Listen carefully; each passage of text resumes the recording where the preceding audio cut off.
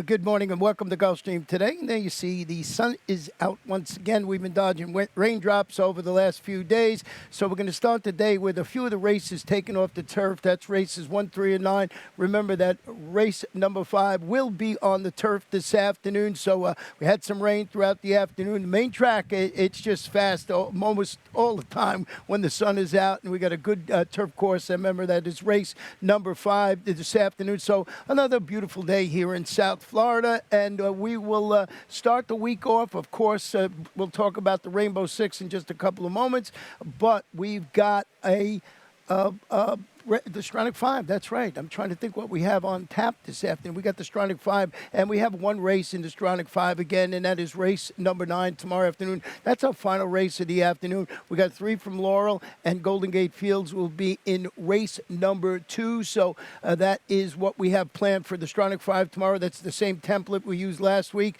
and we had a bunch of favorites, and it still managed to pay about $1,700. As I mentioned, we have the Rainbow Six a little later on and a couple of pick 5s this afternoon. And there you see $250,000 jackpot guarantee in that Rainbow Six. Now with this 9-race card, both Thursday and Friday, it starts in race number 4. So make sure you get your handicapping done. And once again, when you're handicapping the races today for the Rainbow Six, race 5 is on the turf. Race 9, that's part of that sequence, will be off the turf this afternoon. So make sure you got that in, because when you get your tickets in, you got a chance to take down that $250 for $250,000, I should say, for only a 20-cent wager. So that's it. We'll start with race 1 this afternoon. As I mentioned, this one originally scheduled for 5 furlongs on the turf to be run on the main track this afternoon. And, you know, all the people that watch the morning lines, this is definitely a typo on the number 5. It says 25 to 1 on the morning line. That is a typo. It's probably meant to be 5 to 1 when this race was on the turf this afternoon. And I'm talking about the 5 Compromiso, who responded last time to a drop down in competition with a troubled start. It stumbled, steadied at the half-mile pole, so it was a bunch of trouble finishing third. It was against those 40,000 maidens going 5 furlongs on the main track. So Antonio Sano, he's got Edgar Zayas in the saddle today. So with the move to the main track, I like this horse on the turf to begin with, but now you like it even more with the move to the fast main track this afternoon. So once again, before everybody starts tweeting out, looks like that was definitely a typo. We never used 25 to 1 on the morning line. So that was just, you hit 2-5 instead of 5 or 2, whatever it was. The number 8, Attu Island, is wheeling back today after pressing the pace and fading. But that was a good race. It was a key $50,000 maiden sprint going 5 furlongs in the dirt. And that race produced a couple of next out winners from 5 starters. So it's a good race, and I think Attu Island's going to appreciate the move to the main track today, or running on the main track in race number 1. Interesting horse getting in off the also eligible list, and that's the number 14 Competitive Hero, who's entered to run for the main track only. This one now in the Fernando Abreu barn. It's a son of Competitive Edge, who was sent south after showing speed and fading when facing New York State-bred special weight competition. Was on the turf at Saratoga and on the main track at Belmont. So this horse has speed, dropping down, could be very dangerous. We have some scratches to its inside with the 1, 9, 10, 12, and 13. So the post shouldn't be that much of a concern here in race number 1, even though they're going 5/8 of a mile. We're going to flip the page and go to race number 2 this afternoon, which is a 6 furlong sprint. These are maiden claiming fillies, 2-year-olds, $25,000 down to $20,000. Had a pretty significant scratch in here with the number 6, Pretty Rachel, but I always did have the number 3, Silver Package, on top of my ticket, and I'll tell you why. She has her claiming tag sliced in half today after vying for the lead and finishing second, and that was in back-to-back sprints at the $50,000 level. The last was at this 3-5 favorite, Ralph Nix. Edgar Zayas handling the class relief this afternoon. And Ralph is one of the best at placing these 2-year-olds where they belong to run. So I like to drop with that horse. But there's another horse in here I wanted to talk about, and that's the number 8 horse, World Gone Wild, who's stretching out to 3/4 of a mile. Responded to drop down in competition, what we'll show you, with a pretty good performance last time out. We're going to pick it up at the top of the stretch last time out, and the horse was just cruising along. And I thought this one was was that set the pace, but just got nailed at the wire for trainer Kathleen O'Connell. You'll see it here, and I think with the speed of this horse and the scratch of Pretty Rachel is going to help out the number 8 today. It was the 5 there, and that's World Gone Wild, which just wanted to show you was a good performance last time out. Then I added, with the scratch of the number 6, Pretty Rachel, the 1, Live and Let Live, who's the daughter of Florida's leading sire, Kozan, and a full sister to Stakes Place Smash Factor, debuting for Mike Yates. Smash Factor, I think, was second in the in reality division of the Florida Sire Stakes, so won over Stakes Place as a 2-year-old, and Mike Yates does an excellent job with his freshman runners. So Silver Package, World Gone Wild off that good performance, and Live and Let Live is my third pick in race number 2. Third race, this one originally scheduled for the turf this afternoon, and we did have some scratches in here. It's 5 furlongs on the main now. These are claimers 3 and up, non-winners of 2. He's going to scratch the 5, 7, and 8, so we're dealing with a 5-horse field. And for number 4, Franco's team is going to try the main track again after returning from a 4-month layup. I just wanted to show you, now I know this race is on the turf, but I wanted to show you this performance last time out. We're going to take it to the top of the stretch, and there you see Franco's team right there is the number 1 horse, just like searching for racing room. Now ducks out here, just shifts out, and really closes very nicely. I know it's on the turf course this afternoon, but only dealing with this small field. Just look at the way this horse closes down the center of the track after having to angle out and come closing late. So if this horse can translate that form to the main track, it could be very dangerous in here. And if you look back at this horse's past performance, he showed good speed when trying. That was a good track back in December, so it looks like he'll be able to handle the main track. So I just wanted to continue, show that race, albeit being that it was on the turf. Number 3, Whiskey Bend, is dropping to the 12.5 level today after showing speed against Better on the dirt before a considerable layoff, about 11 months. But the gelding, you look at his past performances, working well on the farm, and more importantly, you're getting the services of Miguel Vasquez, who just had a ban a couple of weeks. He's tied for, he's either second or third in the jockey standings, but he's just doing a fantastic job. The number 2, Awesome Enough, now in the Darian Rodriguez bond. This one goes back to the dirt without the blinkers this afternoon, and he's run well, okay. Most of those on wet tracks in the past, but the compact field, I think the race goes through number 4, Franco's team. So we'll see how that plays out. We're going to take a short break, and when we come back, we'll show you my Rainbow 6 ticket for Thursday afternoon.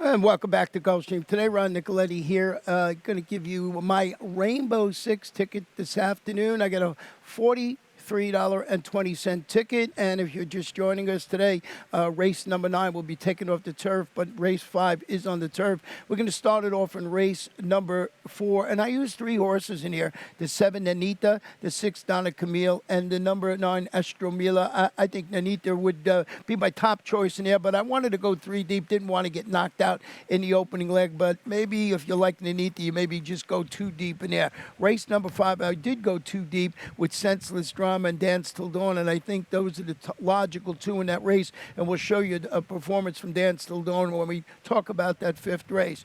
In race number 6, two deep again with the 3, Katama Moonlight, and the number 6, Puppet Master.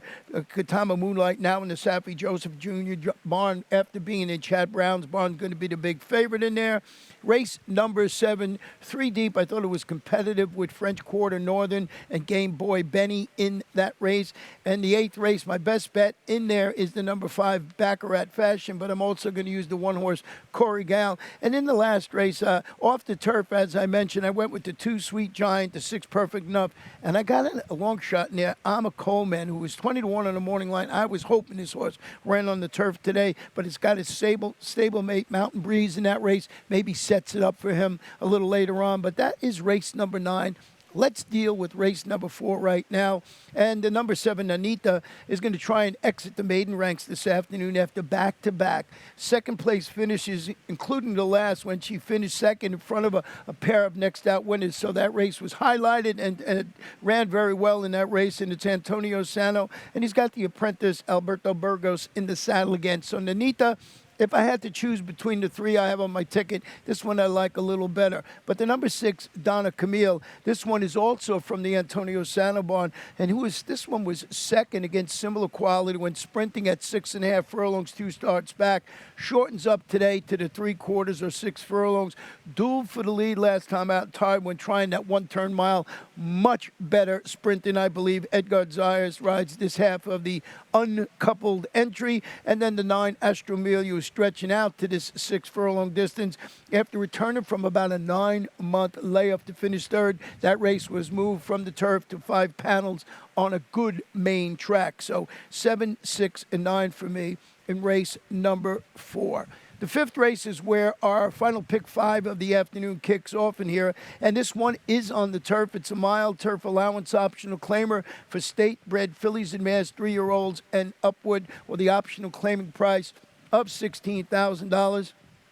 And I did go with the number 7, Senseless Drama, who's cutting back to a mile again after following a victory at this distance with a set-the-pace second against this level of competition, going a mile in the 16th. The trainer is Carlos David. You get Miguel Vasquez handling the turnback. But I wanted to show you the performance of Dance Till Dawn, who certainly highlighted her horse for course status. We're going to show her here when she prompted the pace, and she just very game to win her 2nd consecutive race in a row. So she's stepping up the competition. But boy, excuse me, she's been in really good form this afternoon. Coming into this race for trainer Phil Serpy, Christian Torres in the saddle. Just see a nice performance for her, and that was her 2nd consecutive victory. So I just thought off that performance, Senseless Drama has all the bells and whistles for the top pick, but I thought Dance Till Dawn, just being in great form, had to be on my ticket. Then the number 10, Run Devil, who's tried the turf only once previously, is going back to the grass for a Saffie Joseph Jr. Broke poorly in its last race, ducked in, finished 4th. That was that 1-turn mile on the dirt. Joseph Trejo's back in action, the apprentice, who was very impressive before he went to the sidelines for a little while by the stewards. He comes back. I think that he can move this horse up this afternoon. Senseless Drama, Dance Till Dawn, and Run Devil, the number 10 horse in here. 7th race this afternoon is 6th race, is 7 furlongs, maiden special weight, fillies and mares, 3-year-olds and upward. And I mentioned this when I was talking about my Rainbow 6 ticket, the number 3, Katama Moonlight, now in the Saffie Joseph Jr. barn. This is a $400,000 daughter of Moon, returning from an extended layoff, looking to recapture the form she displayed. She finished 2nd at the 7 furlong distance when in the Chad Brown barn at the Spar last summer. She's been working exceptionally well. We'll show you a stat on Saffie Joseph Jr. First, after a trainer switch on the dirt, he's 9 for 40, 23%, 53% in the money. He's only got that dollar return of investment because everybody bet Saffie Joseph Jr. But this horse coming in really was impressive and working lights out for Saffie Joseph Jr. The number 6, Puppet Master, is eligible to offer more after rallying to finish 3rd in a career debut at this level and distance. Mike Lerman, Christian Torres are going to team up this afternoon on the 6, Puppet Master. And then I went with the 5, who's right next door to the 6, Puppet Master. Tis Enough, second in front of Puppet Master when they competed at this distance back on July 5th. Stretches out close to finish third, going 3/4 of a mile for Vernon Allison, and has Carlos Lugos in the saddle today. But I think Katama Moonlight coming in, a $400,000 daughter of Malibu Moon, might be a lot of people's singles today in the late pick 5 and in the Rainbow 6. Flipping the page, we'll go to race number 7 now. 5 1/2 furlongs, claimers, 3-year-olds and upward.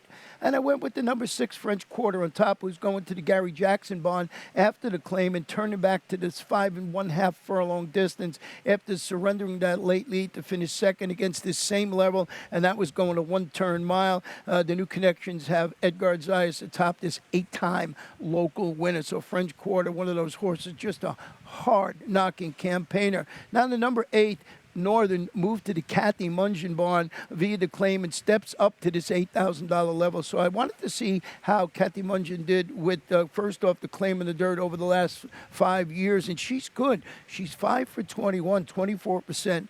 57% in the money, $2.13. There's the return of investment that to the DRF formulator for those really good stats. So Kathy can really do well with the horses making the first start off the claim. Then I went to the 2 Game Boy Benny, who's changing barns, going to the Jorge Delgado barn after the claim. Rallied 4 wide to finish second to Northern when they hooked up at this distance.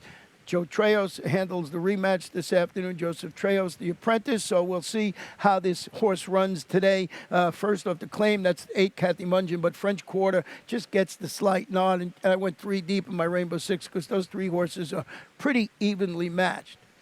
Now, race number 8, 6 furlongs, allowance optional claimer, fillies and mares, 3-year-olds and up.